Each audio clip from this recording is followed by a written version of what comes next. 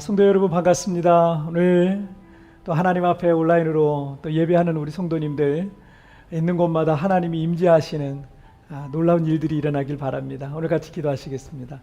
살아계신 하나님 아버지 감사합니다. 오늘도 우리를 이 예배 자리에 불러주시니 감사합니다. 마음을 주시고 성령의 감동을 주시고 순종의 마음을 주셔서 이렇게 하나님 앞에 나아갈 수 있는 은총과 은혜 베푸신 주님, 오늘도 주님 앞에 나아가오니 주여 말씀하여 주옵소서. 주여 주님 앞에 순종하는 시간 되게 하여 주시옵소서. 우리 성도들이 있는 곳마다 하나님의 거룩한 임재가 나타나게 하여 주옵소서. 감사하며 예수님의 이름으로 기도하옵나이다. 아멘. 사도신경으로 신앙 고백 드리겠습니다. 전능하사 천지를 만드신 하나님 아버지를 내가 믿사오며 그 외아들 우리 주 예수 그리스도를 믿사오니 이는 성령으로 잉태하사 동정녀 마리아에게 나시고 본디오 빌라도에게 고난을 받으사 십자가에 못 박혀 죽으시고 장사한 지 사흘 만에 죽은 자 가운데서 다시 살아나시며 하늘에 오르사 전능하신 하나님 우편에 앉아 계시다가 이제로서 산자와 죽은 자를 심판하러 오시리라. 성령을 믿사오며 거룩한 공회와 성도와 서로 교통하는 것과 죄를 사해 주시는 것과 몸이 다해 사는 것과 영원히 사는 것을 믿사옵나이다. 아멘. 할렐루야. 예수님의 그 십자가 보혈이 우리를 자유케 하시고 우리에게 승리를 주실 줄 믿습니다. 함께 찬양하시겠습니다.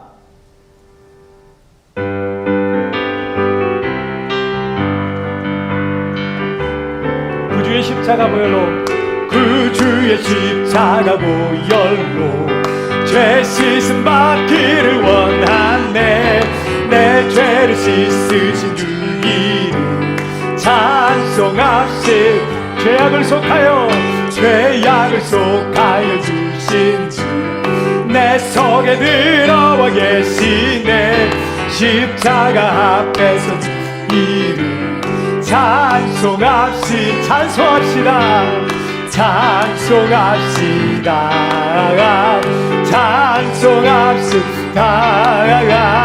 내 죄를 씻으신 주 이름 찬송합시. 주 앞에 흐르는 생명수 날 씻어 정하게 하시네. 내 깊은 정성을 다하여 찬송합시. 내 주께 회개한 영혼은 생명수 가운데 젖었네. 해먹고 순전한 그 이름 찬송합시다.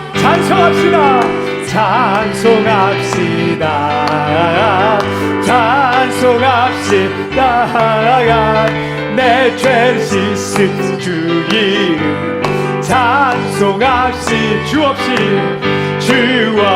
살 수 없는 죄인의 구주여, 그 귀한 몸에 피로 날 구속하소서. 그 주의 사랑으로 흘리신 보혈 내 소망 나의 위로 내 영광됨.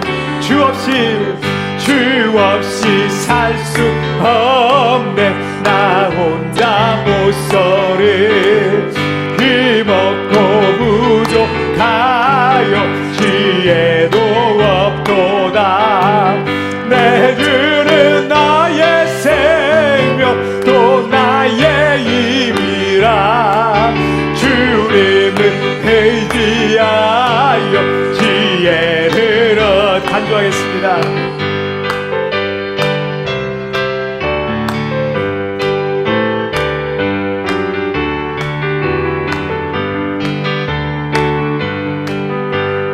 함께 찬양합니다.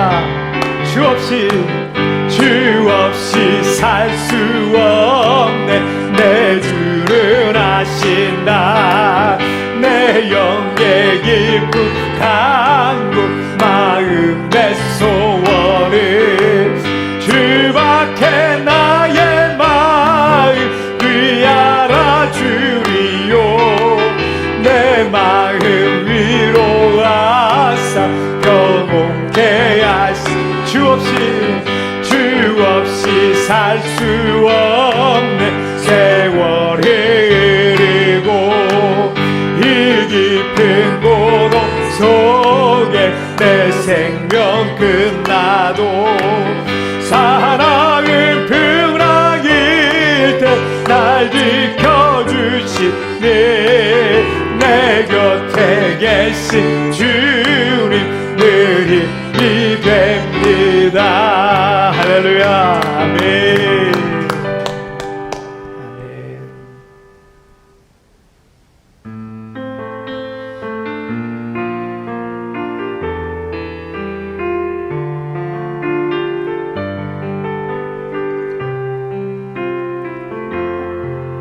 참고마운 친구, 참고마운 친구, 나의 예수님.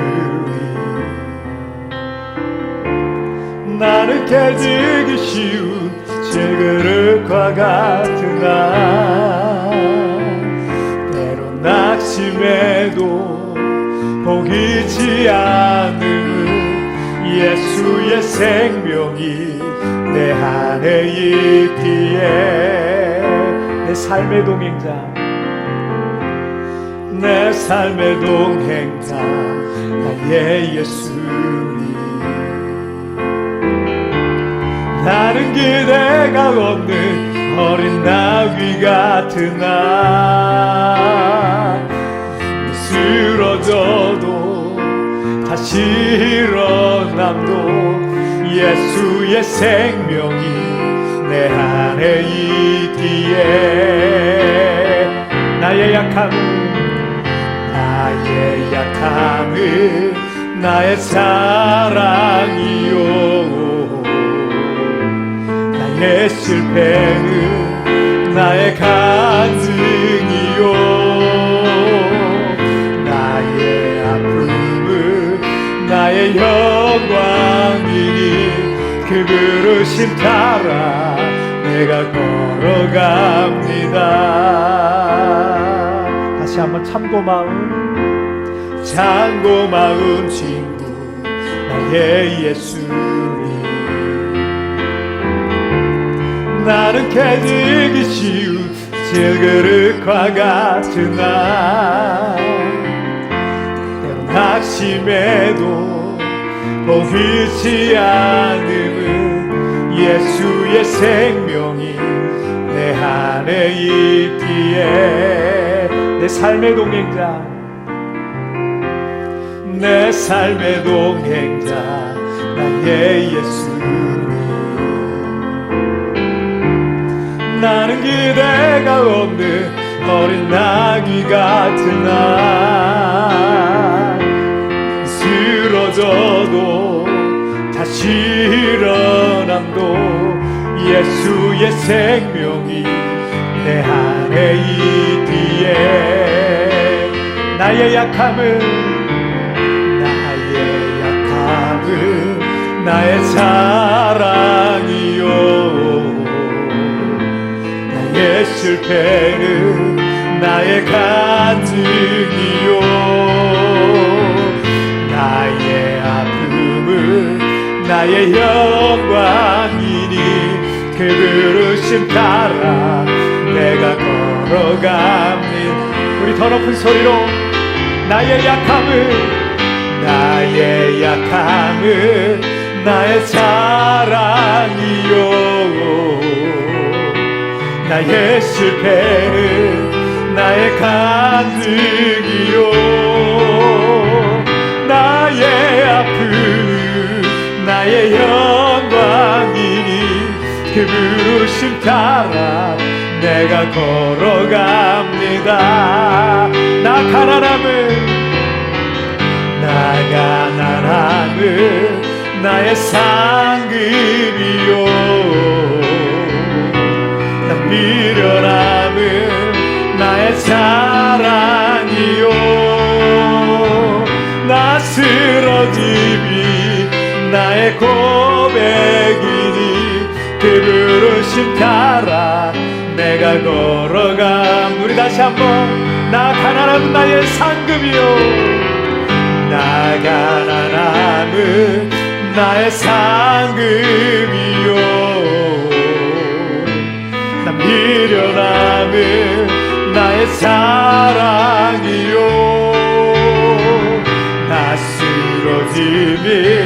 나의 고백이니 그 부르심 따라 내가 걸어갑니다.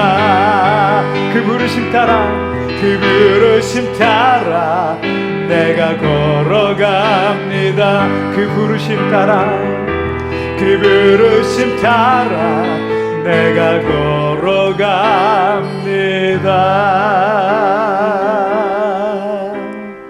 아멘. 오늘 함께 기도하시겠습니다. 오늘 찬송의 고백과 같이 내가 약할 때 나의 실패가, 나의 연약함이, 나의 쓰러짐이 오히려 그것이 하나님의 능력이 나타나는 통로가 될 줄 믿습니다. 하나님, 나를 붙들어 주옵소서. 나의 연약함을 용서하여 주시고 나의 연약함을 주의 은혜로 채워 주시옵소서. 오늘 예배 가운데도 임재하여 주시고 만나 주시고 주의 은혜를 내려 주옵소서. 여러분, 사모하는 마음으로 다 같이 예배를 위하여 합심하여 기도하시겠습니다. 오 살아계신 하나님 아버지, 감사합니다. 오늘도 아버지 하나님, 우리를 주님의 아버지 하나님 예배의 자리에 불러주시고 오늘도 주님을 사모하는 마음으로 주님 앞에 나아가게 하여 주시니 정말 감사합니다. 아버지 하나님, 오늘 찬송의 고백과 같이 내가 나의 약함을, 아버지 하나님, 나의 연약함과 아버지 하나님, 나의 모든 쓰러짐과 나의 실패가 하나님, 이것이 하나님께 영광이 되고 아버지 하나님 앞에 자랑이 되고 간증이 되어지게 하여 주시옵소서. 아버지 하나님, 부족합니다. 연약합니다. 자주 넘어집니다. 아버지 하나님, 용서하여 주옵소서. 아버지, 나의 실패를 아버지 하나님 앞에 부끄럽지만 그러나 주의 은혜로 채워주시고 주의 성령으로 채워주시고 하나님께로 더 가까이 나가는 오늘 우리 모든 성도들이 되게 하여 주옵소서. 지금은 연약하고 실패했으나 주님 안에 새로워지는 하나님 우리 성도들 되게 하여 주시옵소서. 주님 감사합니다. 주님 감사합니다. 살아계신 하나님 아버지, 감사합니다. 우리가 연약할 때 그리스도께서 우리를 위하여 대신 죽으심으로 우리를 위한 그리스도 하나님의 사랑을 우리에게 보여주시고 나타내 주시니 정말 감사합니다. 오늘도 아버지 하나님, 우리의 연약한 모습 그대로 주님 앞에 나아갑니다.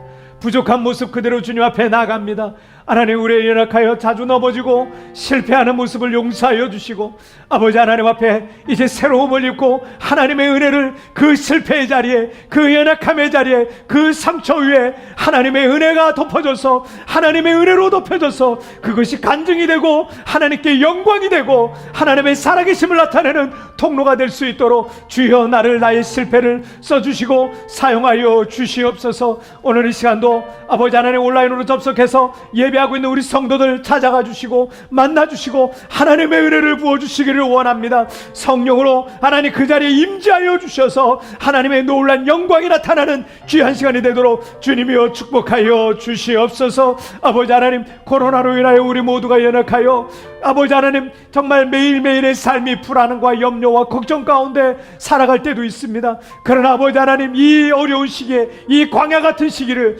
아버지 하나님을 만날 수 있는, 하나님과 더 깊이 만나고 교제할 수 있는 시간이 되어질 수 있도록 도와주시고 오히려 이 기근의 때, 이 광야 같은 상황 속에서 하나님의 채워주심과 공급과 하나님의 은혜를 경험하는 간증거리가 있는 시간이 될 수 있도록 주님이여 축복하여 주시옵소서.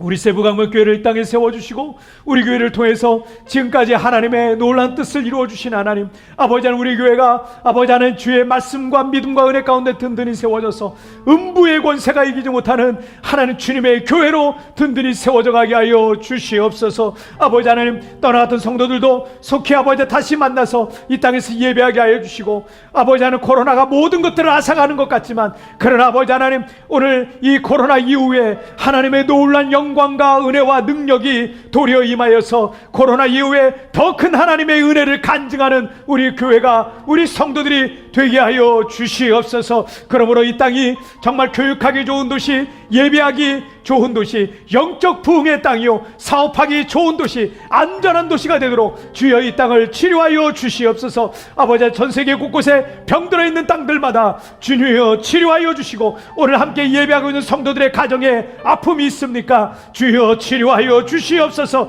성도들의 가정에 여러 가지 문제가 있습니까? 주여 치료하여 주시고 깨끗하게 나음을 입게 하여 주시옵소서. 이 시간 모든 영광과 찬송과 존귀는 우리 주님 홀로 받으실 줄 믿사오며 이 모든 말씀 우리 주님 예수님의 이름으로 기도하옵나이다. 아멘.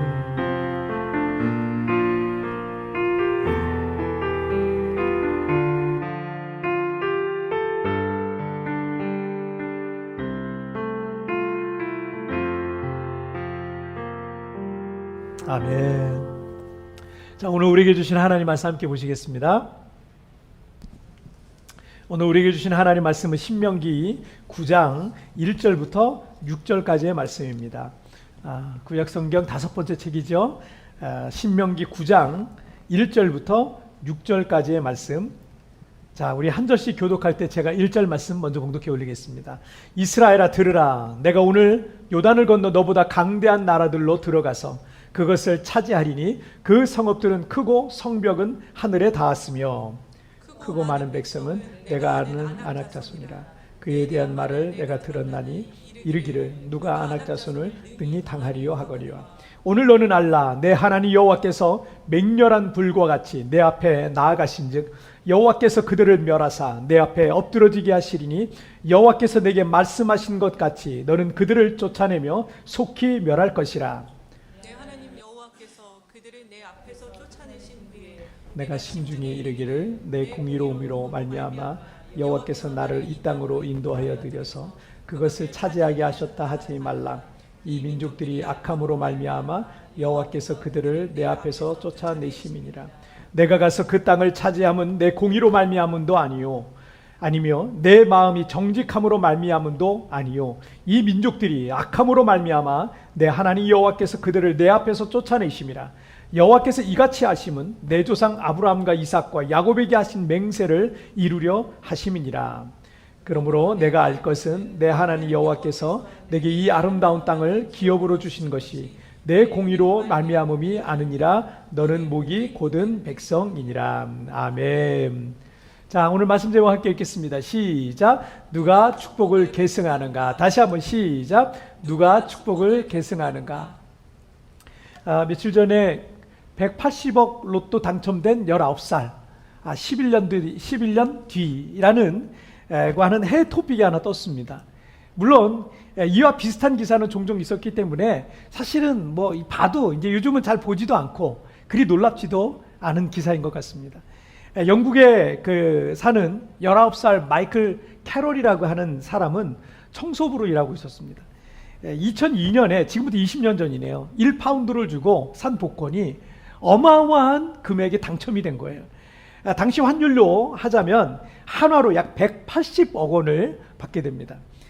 돈방석에 앉게 되니 마이클은 술과 마약과 온갖 사치스러운 생활을 했고 매춘으로 4천 명의 여자들을 만나면서 방탕하게 살았다고 합니다.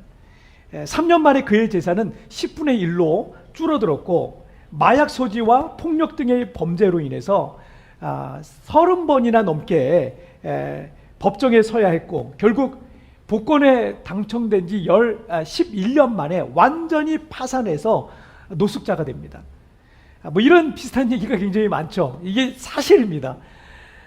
그리고 2019년부터는 다행스럽게 지금은 석탄 광부로 일을 하고 있다고 합니다. 여러분 마태복음 7장 6절 말씀에 거룩한 것을 개에게 주지 말며 너희 진주를 돼지 앞에 던지지 말라. 그들이 그것을 발로 밟고 돌이켜 너희를 찢어 상하게 할까 염려하라 라고 말씀하고 있어요. 여러분 성전에서 쓰는 당시에는 예수님 당시에는 성전이 있었잖아요. 성전에는 성물 아주 성스러운 일에 쓰는 아주 귀한 그릇들이 있었단 말이에요. 여러분 그런 성스러운 그릇을 개에게 주면 어떻게 되겠습니까? 개밥그릇밖에 안 되는 거예요. 값진 보석과 진주를 돼지 앞에 던지면 그 돼지가 우리에게 고맙습니다 이런 걸 주셔서 이러겠습니까? 많이 쓰는 속담에도 돼지 목에 진주 목걸이라는 표현이 있는데 가치를 모르는 사람에게 아주 귀중한 것을 줘봐야 그것은 소용이 없다라는 의미를 갖고 있는 거예요. 많은 사람들이 나도 로또에 당첨만 되면 아주 잘 쓸 텐데 라고 이렇게 생각을 할 겁니다. 하지만 앞에서 말씀드렸던 그 비슷한 뉴스들을 우리가 종종 보게 되는 것은요, 그것을 제대로 관리할 자격이 없는 사람, 그것을 제대로 쓸 자격이 없는 사람에게는요, 그것은 그 사람에게 줘봐야 오히려 그 사람을 더 해롭게 할 수 있는 거예요. 아무 쓸모가 없는 거예요. 하나님께서 우리를 위해 준비하고 계신 아름다운 계획이 있고요, 놀라운 축복들이 있습니다. 대부분의 사람들이 하나님께서 내게 주실 그 축복들을 빨리 주시기를 바랄 겁니다. 하지만 그 19살에 복권에 당첨된 사람이 그것을 관리할 능력이 없게 되니까 여러분 그의 20대 30대는요 그 엄청난 복처럼 보였던 것이 도리어 그의 인생의 20대 30대면 얼마나 아름다울 때예요. 얼마나 좋을 때예요. 그 시기를 가장 엉망진창으로 보낼 수밖에 없었던 겁니다. 출애굽 이후 광야 40년의 세월이 지나서 광야에서 태어난 출애굽 2세대들이 약속의 땅이 보이는 가나안이 보이는 요단강 건너편에 서 있습니다. 이스라엘 민족의 시조인 아브라함 때부터 약 700년 만에 아브라함에게 약속하신 그 약속이 700년 만에 큰 민족을 이루어서 이제 그 축복을 계승하게 된 거예요. 하지만 그 아름다운 땅에 들어간다고 그 땅의 주인이 되는 게 아닙니다. 그 땅의 계승자가 되는 게 아니에요. 하나님께서 요구하시는 그 자격이라는 게 있습니다. 자, 그 첫 번째 함께 읽도록 하겠습니다. 시작. 내가 변해야 세상이 변한다. 다시 한번 시작. 내가 변해야 세상이 변한다. 자, 이 신명기 말씀을 듣고 있는 출애굽 2세대들의 그 부모 세대들이죠. 그 부모 세대들은 40년 전 가나안 땅의 그 남부 지역인 가데스 바네아에서 12정탐꾼을 가나안 땅에 보냈었습니다. 그리고 그들의 정탐 보고를 듣고 그들은 그 땅이 정말 좋은 땅이긴 했지만 온 백성들이 절망에 빠지게 되죠. 부정적인 어떤 말들과 부정적인 생각들과 불신앙으로 인해서 그들은 다 온 백성이 절망에 빠져서 하나님과 모세를 원망했습니다. 결국 그들 모두는 광야에서 40년간 방황하다가 가나안 땅에는 밟아보지도 못하고 모두 광야 생활 중에 다 죽게 되었습니다. 이게 출애굽 1세대의 역사예요. 저는 우리 성도들이 출애굽 1세대에 머무르지 않았으면 좋겠어요. 출애굽 2세대가 되어서 하나님이 약속하신 그 약속을 그 축복을 경험하는 그 축복의 계승자가 되기를 주님의 이름으로 축복합니다. 자, 오늘 본문 1절 보시겠습니다. 1절 함께 읽겠습니다. 시작. 이스라엘아 들으라. 내가 오늘 요단을 건너 너보다 강대한 나라들로 들어가서 그것을 차지하리니 그 성읍들은 크고 성벽은 하늘에 닿았으며. 자, 하나님께서는 광야에서 태어난 출애굽 2세대들에게 이제 곧 그들이 요단을 건너서 아름다운 땅에 들어가서 그 땅을 차지하게 될 것이다 라고 말씀하고 있습니다. 그리고 이 신명기가 기록된 이후부터 약 한 2달 뒤에는 정말 그들이 요단을 건너 가나안 땅에 들어가게 됩니다. 자, 그리고 2절도 보실게요. 2절 시작. 크고 많은 백성은 내가 아는 아낙 자손이라. 그에 대한 말을 내가 들었나니 이르기를 누가 아낙 자손을 능히 당하리요 하거니와. 자, 신장이 장대한 아낙 자손들이 바로 그 가나안 땅에 살고 있었는데 출애굽 2세대들은 출애굽 1세대들인 그들의 부모로부터 가나안 땅의 거인족인 아낙 족속에 대한 얘기를 어려서부터 들었을 거예요. 아, 그 가나안 땅에 우리가 언젠간 가야 되는데 그 가나안 땅이 거인족이 살고 있단다. 그 부모 세대들이 또 뭐냐면 우리들이 보기에 그들과 우리들은 비교가 안 돼. 우리들은 그들 앞에서 그 거인들 앞에서 메뚜기 같아.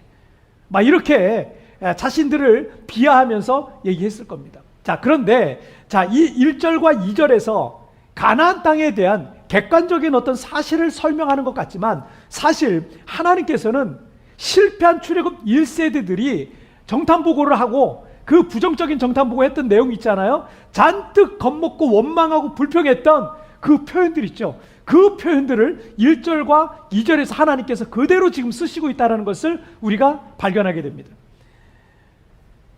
그래서 1절에서는 뭐라고 되어 있어요? 너보다 강대한 나라들, 그 성읍들은 크고 성벽은 하늘에 닿았으며 2절에서는 크고 많은 백성은 내가 아는 아낙 자손이라 내가 들었나니 누가 아낙 자손을 능히 당하리요 라고 말하고 있어요. 자, 이게 그들이 표현했던 거예요. 이 표현들은 우리가 지난번에 민수기 13장 말씀을 나눴지만 그 13장에서 12정탐꾼들이 불평하면서 원망하면서 쏟아놨던 부정적이고 불신앙적인 말들이었습니다. 그런데 2절에서 이렇게 말씀하죠. 내가 들었나니. 자, 출애굽 2세대들이 들은 거예요. 누구한테 들었겠어요? 부모 세대한테 들은 거예요. 부모 세대한테. 출애굽 1세대들로부터 자녀들인 출애굽 2세대들이 광야에서 태어났는데 그들이 들은 거예요.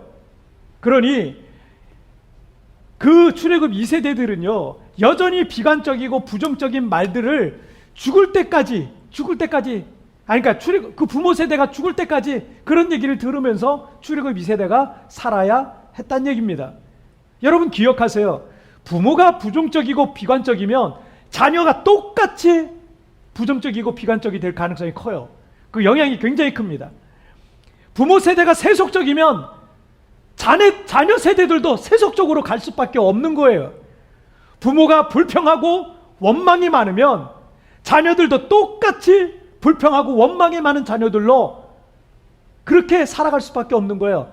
30살이 되고 40살이 돼도 똑같이 그런 생각을 가지고 자녀들이 산다니까요. 반대로 부모 세대가 믿음의 세대면 자녀 세대가 믿음의 세대가 돼요.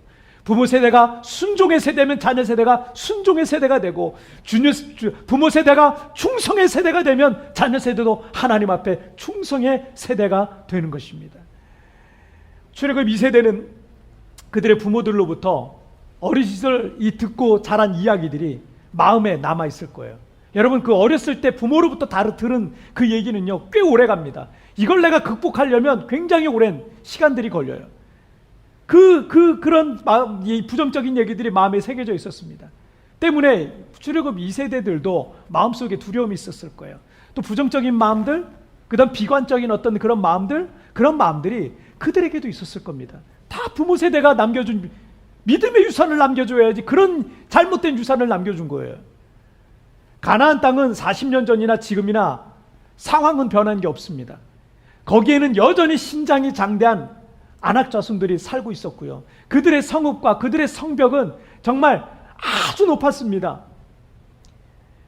그들은 많은 무기와 용맹한 군대를 보유하고 있었습니다. 40년이 지났으니 어쩌면 가나안의 군대는요 더 발전했겠죠. 40년 동안 더 커졌겠죠. 더 강해졌겠죠. 더 조직적으로 변했을지도 모릅니다.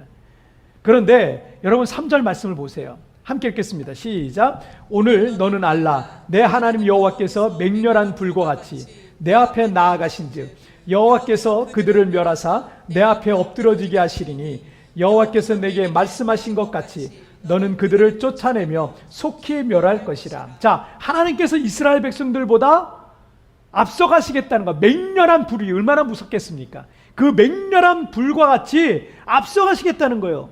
그리고 아무리 강대하고 힘센 족속이라 할지라도 그들을 멸하실 거고 이스라엘은 그들을 쫓아내고 속히 멸할 것이다 라고 말씀하시고 있습니다. 40년 전 출애굽을 했을 때와 지금 40년이 지난 지금 가나안 땅의 상황은 변한 게 없어요. 똑같아요.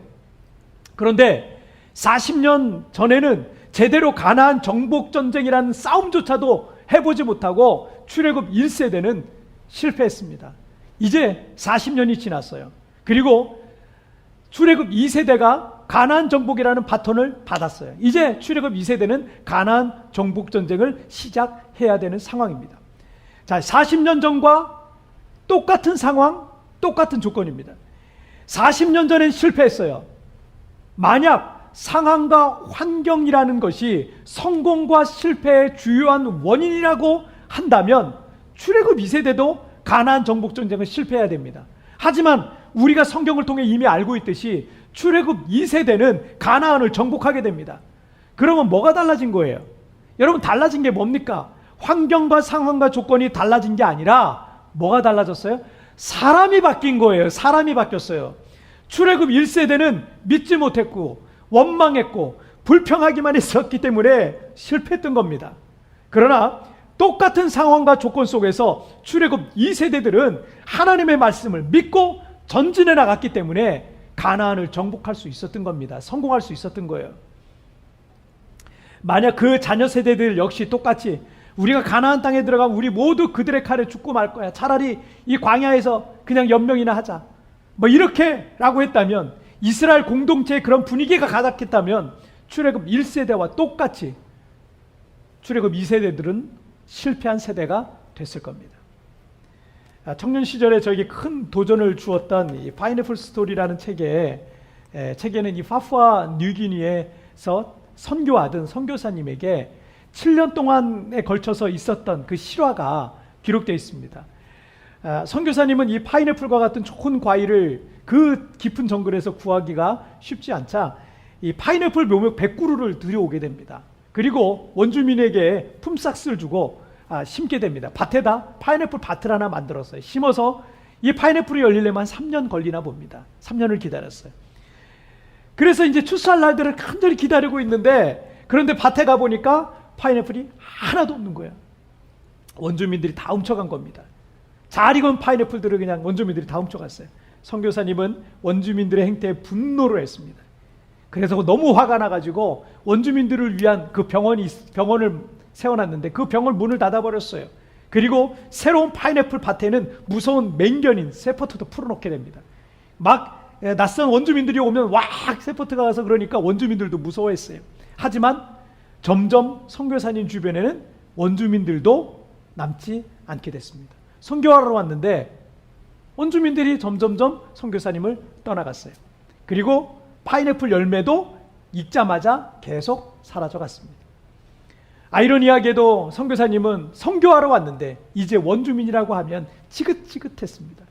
안식년을 맞아서 한 세미나에 참석했는데 우리가 가진 모든 것은 하나님께 드려야 된다라는 말에 큰 감동을 받게 됩니다. 그래서 선교사님은 파인애플 밭도 자기의 것이 아니라 하나님의 것이라는 것을 깨닫게 됩니다.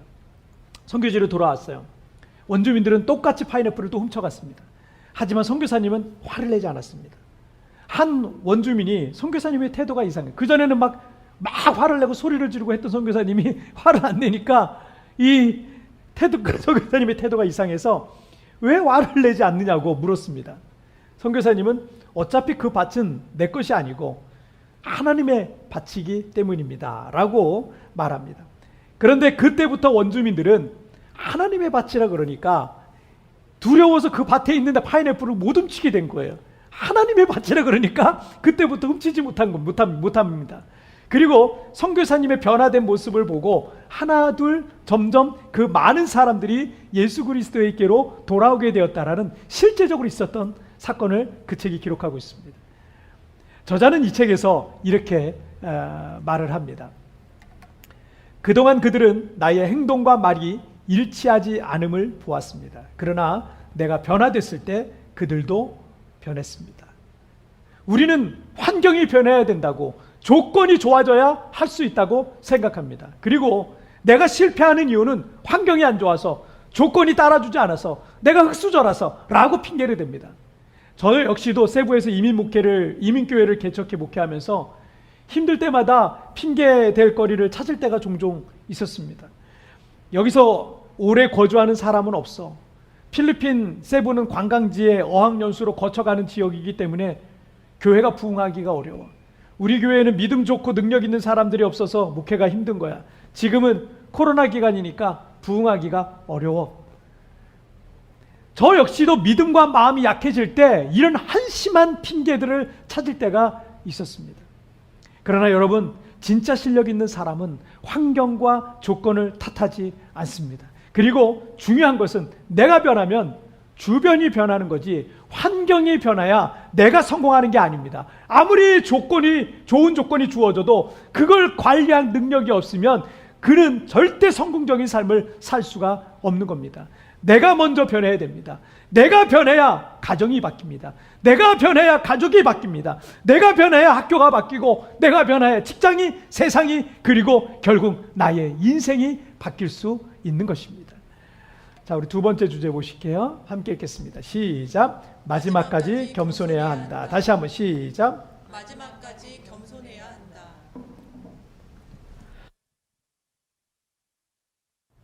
네, 700년 전 여호와께서 아브라함에게 약속한 그 가나안 땅에 들어갈 수 있는 사람의 첫 번째 자격, 그 가나안 땅에 들어갈 수 있는 첫 번째 자격은 환경을 초월하는 사람이어야 된다는 것을 우리가 방금 전에 나눴어요. 환경과 조건만 따지다가 두려워서 도전해보지도 못하는 사람은 축복의 계승자가 될 자격이 없는 사람이에요. 비록 환경과 조건은 좋지 않지만 그 환경과 조건이라는 것은 내가 어떻게 하느냐에 따라서 얼마든지 바뀔 수 있다라고 믿는 그 믿음의 사람이 그 축복의 계승자가 될 수 있는 것입니다. 첫 번째 자격은 환경을 초월하고 그 환경을 변화시킬 수 있는 강인한 정신력과 내면의 힘을 말하고 있다면, 두 번째 자격은요, 그 내면의 태도와 관계가 있어요. 태도. 즉 마지막까지 겸손해야 된다라는 겁니다. 자, 4절 말씀을 보실게요. 4절 함께 읽겠습니다. 시작. 내 하나님 여호와께서 그들을 내 앞에서 쫓아내신 후에 내가 심중에 이르기를 내 공의로움으로 말미암아 여호와께서 나를 이 땅으로 인도하여 들여서 그것을 차지하게 하셨다 하지 말라. 이 민족들이 악함으로 말미암아 여호와께서 그들을 내 앞에서 쫓아내심이니라. 자, 이스라엘 백성들이 가나안 땅에 들어가서 그 땅의 원주민들을 모두 쫓아낸 후에 내 의로움 때문에 이 땅을 차지하게 된 것이다. 내 의로움 때문에 이 땅을 차지하게 된 것이다 라고 말하면서 교만해질 것을 미리 경고하고 계신 말씀이에요. 이스라엘 백성들이 가나안 땅을 차지하게 된 이유를 여기서 두 가지로 정리를 해주시고 계시는데, 첫째는 가나안 땅에 살고 있는 원주민들이 하나님 앞에서 악하기 때문에 그들을 쫓아낸 거다라는 거예요. 여러분, 그들은 그들의 죄로, 가나안 땅에 살고 있는 사람들은 그들의 죄로 그들이 그 땅에서 쫓겨나게 된 겁니다. 이스라엘 백성들은 단지 하나님의 심판의 도구였을 뿐입니다. 자, 또 다른 이유는 5절인데요. 자, 5절에 여호와께서 이같이 하시면 내 조상 아브라함과 이삭과 야곱에게 하신 맹세를 이루게 하심이라. 자, 이스라엘 민족의 그 족장들, 그 아브라함, 이삭, 야곱으로 이어지는 그 족장들에게 하나님이 언약하셨기 때문에 그 언약을 이룬 것이다 라고 말씀하신 거예요. 이게 두 번째예요. 자, 또 한 가지가 있어요. 신명기 7장 8절에 의하면 함께 읽겠습니다. 시작. 여호와께서 다만 너희를 사랑하심으로 말미암아 또는 너희의 조상들에게 하신 맹세를 지키려 하심으로 말미암아 자기의 권능의 손으로 너희를 인도하여 내시되 너희를 그 종되었던 집에서 애굽 왕 바로의 손에서 속량하셨나니. 자, 이스라엘 백성들에게 가나안 땅을 주신 또 한 가지의 이유를 들자면 그게 뭐예요? 다만 너희를 사랑하심으로 말미암아요. 우리의 얼굴과 성품과 능력을 보시고 우리를 사랑하시기로 하신 게 아닙니다. 진정한 사랑은 조건을 보지 않듯 주님은 우리를 무조건적으로 사랑하시기로 하신 겁니다. 그리고 이스라엘 백성들이 가나안 족속보다 훨씬 의로운 것이 아니었음에도 불구하고 그들에게 그 땅을 주시기로 결정하신 겁니다. 자, 오늘 보면 6절 말씀을 보세요. 시작. 그러므로 내가 알 것은 내 하나님 여호와께서 내게 이 아름다운 땅을 기업으로 주신 것이 내 공의로 말미암음이 아니라 너는 목이 곧은 백성이니라. 자, 하나님께서 다시 한번 너는 목이 곧은 백성이다 라고 강조하고 있어요. 이런 강조는 반대로 하나님 앞에 겸손해야 된다는 걸 말씀하시는 거예요. 끝까지 겸손해야지만 그 축복의 계승자로 남게 되는 것이다 라는 것을 말씀하시는 겁니다. 목이 곧은 사람은 누군가에게 머리를 숙이지 않습니다. 누군가에게 손을 내밀지 않습니다. 그 누군가에는 다른 사람들도 있지만 그 누군가에는 하나님도 포함되어 있는 겁니다. 교만한 사람은 자기가 꽤 잘난 사람이라고 생각하는 거예요. 교만함은 자기 자신을 절대적으로 신뢰하는 것을 말합니다. 때문에 하나님을 신뢰하지 않죠. 하나님의 말씀을 믿지 않죠. 기도도 하지 않죠. 의지하지도 않습니다. 자기가 꽤 능력 있다고 생각하기 때문에 그런 거예요. 여러분, 고린도후서 12장 9절 말씀 함께 읽겠습니다. 시작. 나에게 이르시기를 내 은혜가 내게 족하도다. 이는 내 능력이 약한 데서 온전하여 짐이라 하신지라. 그러므로 도리어 크게 기뻐함으로 나의 여러 약한 것들에 대하여 자랑하리니 이는 그리스도의 능력이 내게 머물게 하려 하심이라. 아멘. 자, 바울이 이방인의 사도로서 끝까지 사명을 감당한 위대한 사도가 될 수 있었던 그 비밀을 이 구절의 고백에 담겨 있었던 겁니다. 그는 자신의 부족함과 약함을 도리어 어떻게 해요? 자랑하고 있었어요. 그리고 자신의 부족함과 약함 속에 그리스도의 능력이 머물고 나타나게 될 것을 믿고 있었던 겁니다. 사도 바울이 신약성경 13권을 썼어요. 아시아와 유럽 복음화에 가장 큰 영향을 끼칠 만큼 위대하게 쓰임 받았던 것은 그가 죽는 날까지 이 마음을 갖고 있었던 거예요. 어떤 마음이에요? 겸손하고 또 겸손했기 때문입니다. 누구보다도 똑똑하고 누구보다도 많이 공부를 한 사람이었어요. 하지만 겸손하고 또 겸손했어요. 그가 순교를 앞둔 얼마 전에는요, 자신을 가리켜서 죄인 중에 괴수다라고 고백할 만큼 그는 하나님 앞에 철저하게 낮아지고 겸손한 사람이었습니다. 인문학을 하나님께라는 책에 이런 말이 있습니다. 나의 부족함이 주님을 만나야 한다. 나의 약함이 주님을 만날 때 약함은 주님의 능력이 머무는 공간이 된다. 부족함과 한계를 주께 맡기면 오히려 강점이 된다. 나의 약함과 부족함과 결핍은 반드시 하나님을 만나야 되는 거예요. 여러분 속에 있는 여러분의 상처와 여러분의 아픔과 여러분의 쓴뿌리는요, 반드시 하나님을 만나야 되는 거예요. 그래야 그것이 내게 열등감과 과거의 상처와 쓴뿌리가 되어서 나를 괴롭히지 않게 되고, 그 약함이 도리어 주님이 머무시는 공간이 된다는 거예요.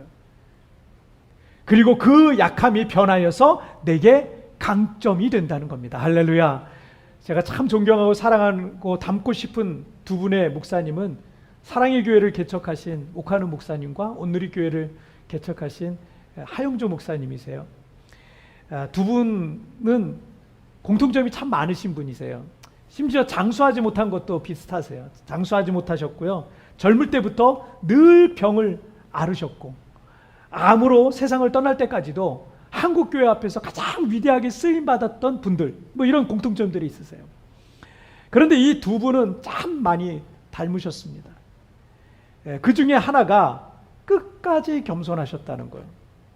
어떻게 이렇게 겸손하실 수 있을까? 저렇게 한국교회에서 가장 위대하게 쓰임받는 분들이 어떻게 저렇게 겸손하실 수 있을까 할 정도로 겸손하셨어요. 어쩌면 바울 사도가 육체의 가시로 인해서 평생을 겸손하게 주님만 높이며 살아갔던 것처럼, 존경하는 우리 오카누 목사님과 하영조 목사님도 육체의 가시가 있으셨어요.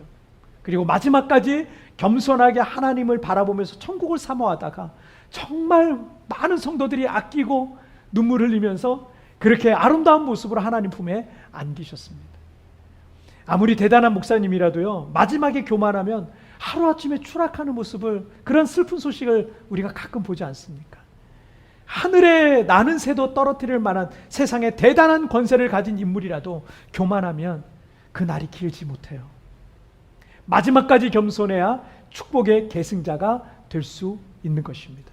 하나님의 은혜가 아닌 것은 없습니다. 하나님의 은혜를 잊지 마십시오. 모든 영광을 하나님께 돌리고 겸손하게 낮아진 마음으로 살아갈 때 바로 그런 사람들이 하나님께서 예비하신, 하나님께서 기뻐하시는 그 축복의 계승자가 될 줄 믿습니다. 오늘 말씀 정리해 보겠습니다. 자, 누가 축복을 계승하는가? 우리 두 가지 읽겠습니다. 시작. 내가 변하여 세상이 변한다. 마지막까지 겸손해야 한다. 자, 누가 축복을 계승하는가? 내가 변해야 세상이 변하는 거예요. 여러분, 주변의 환경 너무 불평하지 마세요. 내가 바뀌지 않으면 그 환경 안 바뀝니다. 내가 바뀌는 게 더 빨라요. 그러면 주변이 바뀌어요. 일이 달라져요. 상황이 달라져요.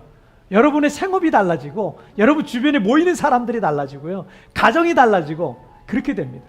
마지막까지 그리고 겸손해야 되는 거예요. 끝까지 겸손한다는 게 얼마나 어려운지 몰라요. 조금만 잘 되고 조금만 평안하면 여러분 우리가 쉽게 교만해집니다. 그런데 끝까지, 마지막까지 겸손해야 됩니다. 여러분 오늘 이 말씀 마음에 새기고 여러분 한 주간 이 마음으로 여러분 살았으면 좋겠어요. 오늘 찬양 같이 드리시겠습니다.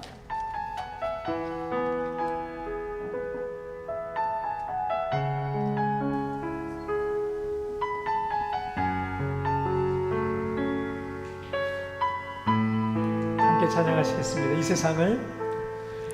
세상을 살아가는 동안에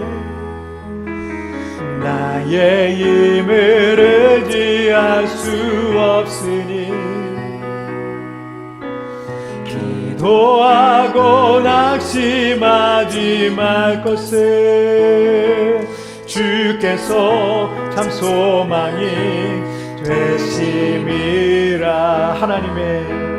하나님의 꿈이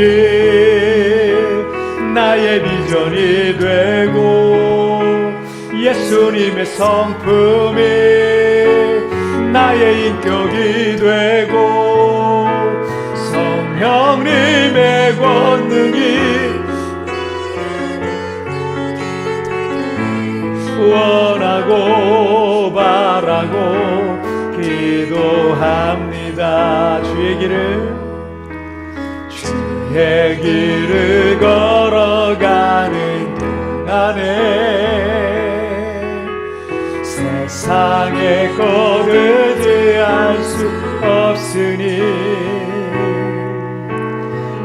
감사하고 낙심하지 말 것을 주께서 참 기쁨이 되심이라. 하나님의 꿈이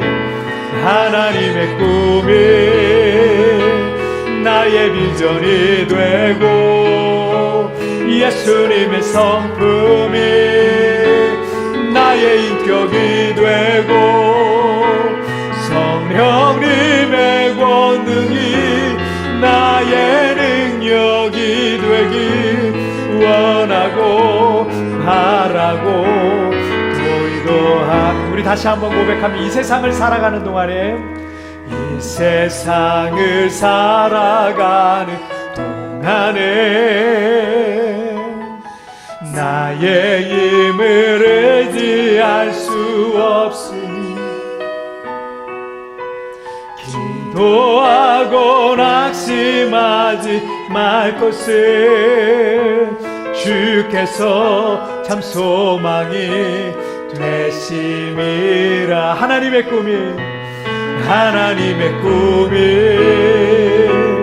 나의 비전이 되고 예수님의 성품이 나의 인격이 되고 성령님의 권능이 나의 능력이 되기 원하고 바라고 기도합니다. 우리 다시 한번 하나님의 꿈이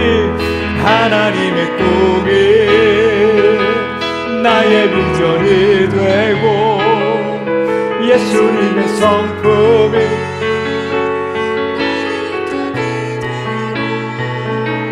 성령님의 권능이 나의 능력이 되기 원하고 바라고 기도합니다. 여러분, 이 시간 우리 같이 기도하겠습니다. 나는 우리 교회 성도들이 출애굽 1세대가 아닌 출애굽 2세대, 실패한 자가 아닌 축복의 계승자가 되어서 하나님의 약속을 다 이 땅에서 누리고 경험하다가 주님 품에 안겼으면 좋겠습니다. 우리가 이 땅에 살아가는 인생, 여러분, 우리 코로나 시대를 지금 1년 반이 넘도록 살아가는데 얼마나 시간이 빨리 지났습니까? 여러분, 시간은 그렇게 빨리 지나서 우리가 하나님 앞에 서게 될 거예요. 우리 인생 길지 않습니다. 짧습니다. 여러분, 이 짧은 인생 살다가 주님 앞에 서야 되는데 이 땅에서 여러분 하나님의 축복을 다 계승하고 그것을 간증하고 그것을 자랑하고 하나님께 영광을 돌리고 하나님 나라를 확장하고 수많은 사람들에게 복음을 전하다가 우리가 주님 앞에 가야 되지 않겠습니까? 불평하고 원망하고 불신앙하다가 실패한 인생 되지 마십시오. 여러분, 철저하게 낮아지고 겸손해져서 마지막까지 겸손하고, 여러분, 그리고 내가 변화해 세상이 변하는 거지, 주변에 여러분 환경 안 좋다고 불평하다가 인생 낭비하지 마시고 시간 낭비하지 마십시오. 하나님 앞에 믿음으로 살아가십시오. 그렇게 믿음으로 주님 바라보면서 나가는 사람들이 바로 출애굽 2세대가 될 줄 믿습니다. 하나님, 오늘 바로 출애굽 2세대가 내가 되기를 원합니다. 아버지의 축복의 계승자가 되기를 주님 원합니다.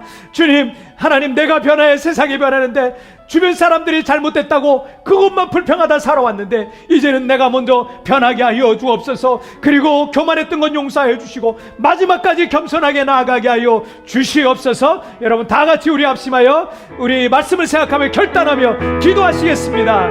오 살아계신 하나님 아버지, 감사합니다.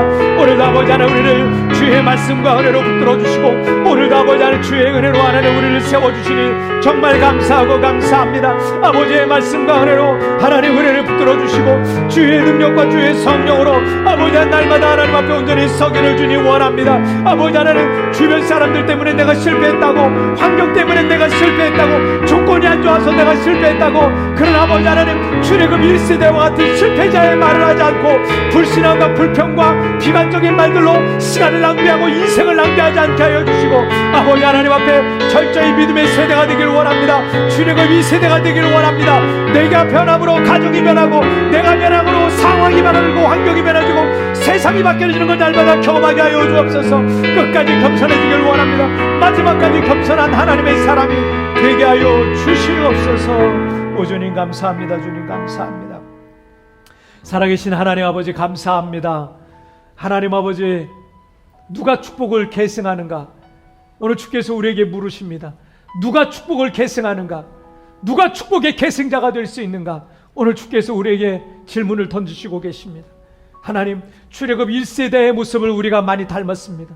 불평하고 비관적으로 생각하고 불신하고 교만하여서 하나님의 뜻을 온전히 따르지 못하고 그 축복의 계승자가 되지 못했던 연약했던 출애굽 1세대와 같은 실패하는 세대가 되지 않게 하여 주시고 믿음의 세대가 되길 원합니다. 순종의 세대가 되길 원합니다. 충성의 세대가 되길 원합니다. 기도의 세대가 되길 원합니다. 말씀의 세대가 되길 원합니다. 그러므로 출애굽 2세대와 같이 축복의 계승자가 되어서 하나님께 영광 돌리는 우리 광명의 모든 성도들이 되게 하여 주시옵소서. 마지막까지 겸손하기를 원합니다. 마지막까지 겸손해지게 하여 주옵소서. 아버지 하나님, 끝까지 겸손한 하나님의 사람들 되어서 나를 향한 하나님의 모든 약속과 모든 그 선하신 아름다운 계획들이 다 이루어져서 주님 나라 가기 전에 아버지 하나님 이 세대 속에서 그 놀란 하나님의 뜻과 영광을 다 누리고 그것을 통해 하나님께 영광 돌리고 그것을 통해 하나님 나라를 확장하고 하나님께 충성하다가 주님 앞에 가는 우리 모든 광명의 성도들 출애굽 2세대가 되게 하여 주시옵소서. 감사하며 예수님의 이름으로 기도하옵나이다. 아멘. 자, 이 시간에는 우리 부엘세바 온라인 중창팀에서 우리 찬양으로 하나님께 영광 돌릴 때 여러분 준비하신 예물 하나님 앞에 봉헌하시는 시간 갖도록 하겠습니다.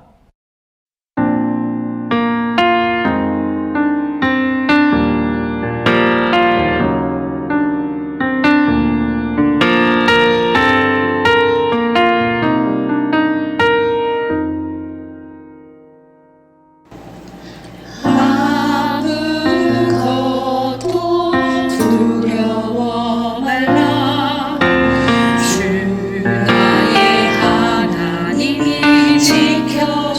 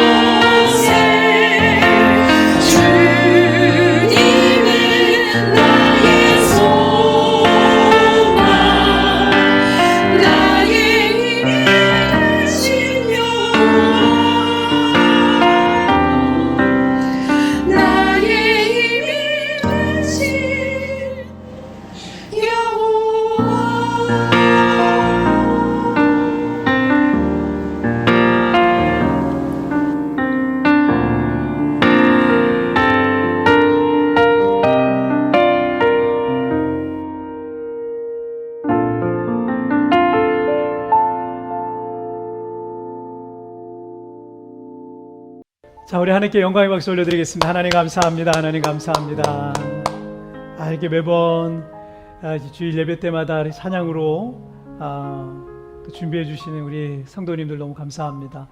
한 자리에 모여서 함께 찬양하고 이때 그러면 얼마나 좋을까요? 그런 날이 또 머지 않았으니까 우리 같이 조금만 더 인내하면서 우리 믿음으로 잘 있는 자리에서 승리하시다가 우리 뵙도록 하겠습니다. 자, 오늘 지금 굿모닝 채플은 지금 월요일부터 금요일까지 매일 진행됩니다.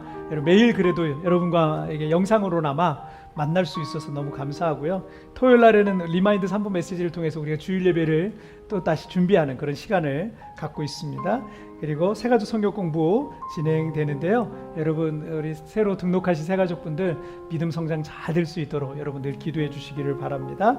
자, 우리 한 주간 동안도 여러분 믿음으로 주님 안에 승리하시길 바랍니다. 우리 다 같이 자리에서 일어나시겠습니다. 함께 우리 찬양 드리시고 헌금을 위한 기도와 축도로서 예배를 마치겠습니다. 주님 나와 동행을 하면서 나를 친구 삼으셨네. 우리 서로 받은 그 기쁨을 할 사람이 없도다. 다시 한번 주님 나와 동행을 하면서 나를 친구 삼으셨네. 우리 서로 받은 그 기쁨을 할 사람이 없도다. 기도하겠습니다. 하나님 아버지 감사합니다. 오늘도 주께서 베푸신 은혜 감사하여서 하나님 앞에 정성껏 준비한 예물을 주님 받으시옵소서. 흠양하시옵소서. 이 예물이 이 땅에 죽어가는 많은 영혼을 살리고 하나님의 나라를 확장하는 일에 귀하게 쓰여지게 하여 주옵소서. 사랑하는 성도들, 하나님 재정을 축복하시길 원합니다. 생업을 축복하시고 기업을 축복하여 주셔서 우리 성도들의 기업이 조금 더 어려움 겪지 아니하도록 하나님 도와주옵소서. 정말 축복의 계승자와 같이 하나님 앞에 정말 많은 것들을 받아서 나누어주고 베풀어주고 정말 선한사, 믿음의 선한사에 부유한 믿음의 선한 부자들로 아름답게 사용하여 주시옵소서. 지금은 우리 주 예수 그리스도의 은혜와 우리 하나님 아버지의 다함이 없는 사랑하심과 성령 하나님의 위로와 교통과 내주와 충만하시는 종이 여러 가지 어려운 상황 속에서도 그 마음이 변치 아니하고 믿음이 변치 아니하고 끝까지 겸손하게 끝까지 믿음으로 살아가는, 그래서 축복의 계승자가 되는 믿음의 세대가 되기를 소원하는 우리 광명의 모든 성도들 위해 지금부터 영원토록 함께 계시기를 축원하옵나이다. 아멘.